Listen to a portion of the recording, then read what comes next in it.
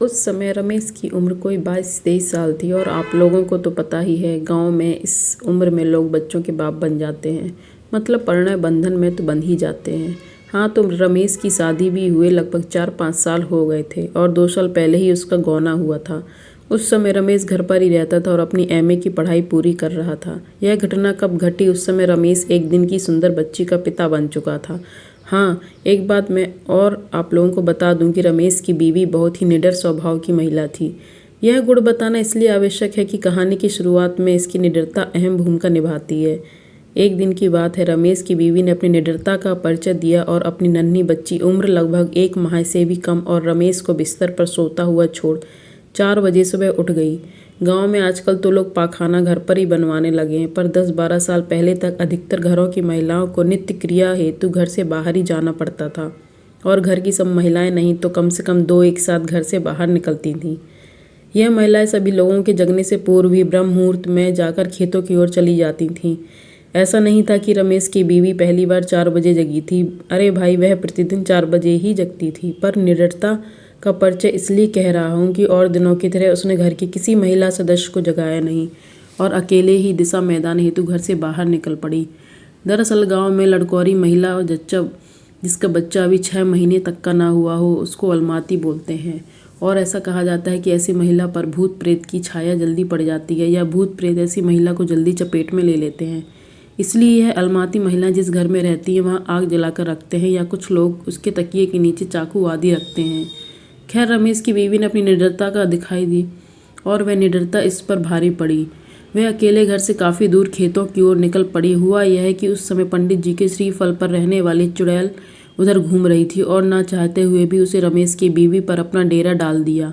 हाँ, फर्क सिर्फ इतना था कि पहले वह दूर से ही रमेश की बीवी का पीछा करती रही, पर अंततः उसने अपने आप को रोक नहीं पाए और जैसे ही रमेश की बीवी घर पर पहुंची, उस पर सवार हो गई। रमेश भी लगभग 5 बजे जगा और भैंस को चारा देने के लिए घर से बाहर चला गया।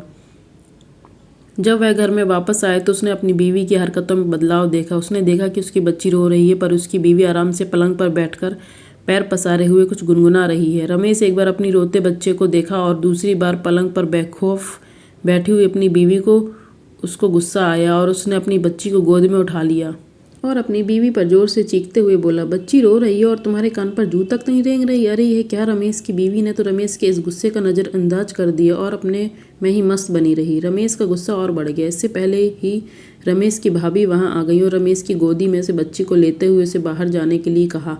अरे यह क्या! रमेश का गुस्सा तो और भी बढ़ गया। उसे समझ में नहीं आ रहा था कि आज क्या हो रहा है।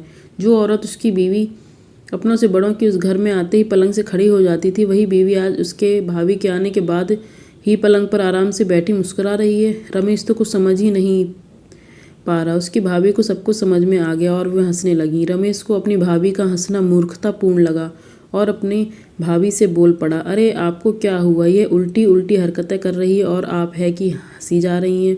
रमेश के इतना कहते ही उसकी भाभी ने मुस्कुराते हुए ज़बरदस्ती बाहर जाने के लिए कहा और यह भी कहा कि बाहर से दादाजी को बुला लीजिए।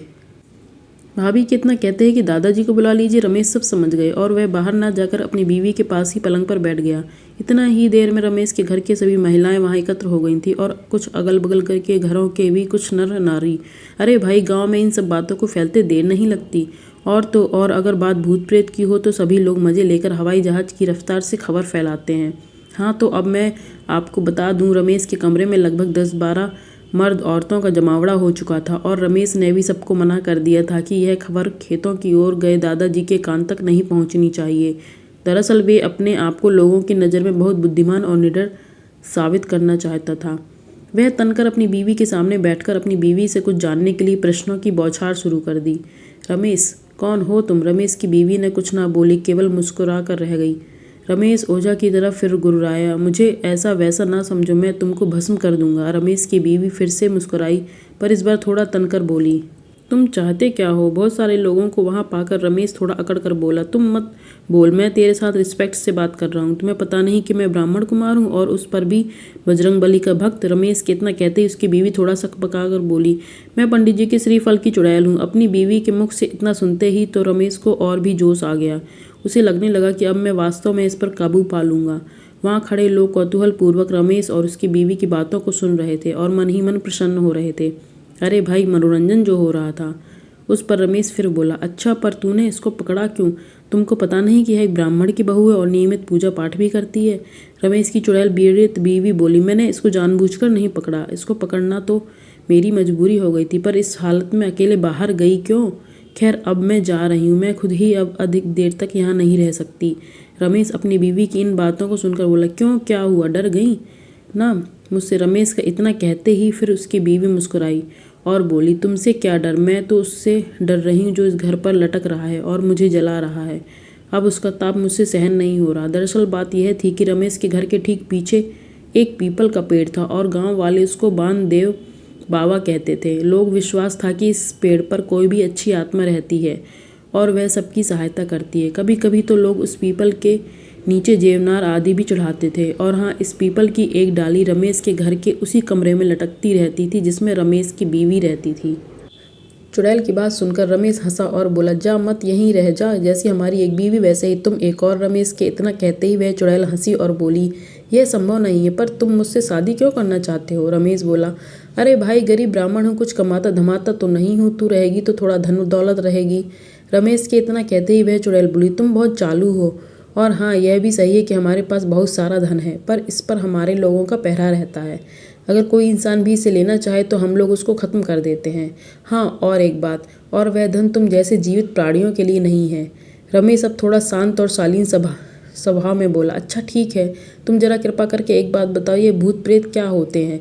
क्या तुमने कभी भगवान को देखा है? अगर तुम कौन हो, आखिर तुम कौन हो? क्या पहले तुम भी इंसान ही थी? चुड़ैल भी थोड़ा शांत हुई और शांति से शांत हो गए वहाँ उपस्थित सभी लोग, क्योंकि सब लोग इन प्रश्नों का उत्तर जानना चाहते थे। चुड़ैल ने गहरी सांस भरा और कहना आरंभ किया कि भगवान क्या है मुझे नहीं मालूम, पर कुछ हमारे जैसी आत्माएं भी होती हैं। इनसे हम लोग बहुत डरते हैं और इनसे दूर रहना ही पसंद करते हैं। हम लोग उनसे क्यों डरती हैं यह भी मुझे पता नहीं। जैसे वैसे हम लोग पूजा पाठ करने वाले लोगों के पास भी भटकना पसंद नहीं करते और मंत्रों आदि से भी डरते हैं। रमेश फिर पूछा, खैर यह बता कि तुम उसके पहले कहाँ रहती? तुम्हारा घर कहाँ है? तुम चुड़ैल कैसे बन गई? चुड़ैल ने रमेश की बातों को सुना और कहा, नहीं नहीं, अब मैं जा रही हूँ अब, और मैं यहाँ नहीं रह सकती, वह आ रहे हैं। चुड़ैल के इतना कहते ही कोई तो कमरे में प्रवेश की और रमेश को डांटा, रमेश ये सब क्या हो रहा है? क्या मजाक बनाकर रखे हो? रमेश कुछ बोलने के पहले ही क्या देखता है कि उसकी बीवी ने साड़ी का पल्लू झट से अपने सर पर रख लिया और हड़बड़ाकर पलंग पर से उतरकर नीचे बैठ गई और धीरे धीरे मेरी बेटी कहते हुए रमेश की भाभी की गोद में से बच्चे को लेकर दूध पिलाने लगी। रमेश ने एक दृष्टि अपने दादाजी की ओर डाला और मन ही मन गुदगुदाया, आपको अभी आना था? सब खेल बिगाड़ दिए। आधे घंटे बाद आते तो क्या बिगड़ जाता। दोस्तों, आपकी कहानी पसंद आई हो तो चैनल को सब्सक्राइब करें। Thank you.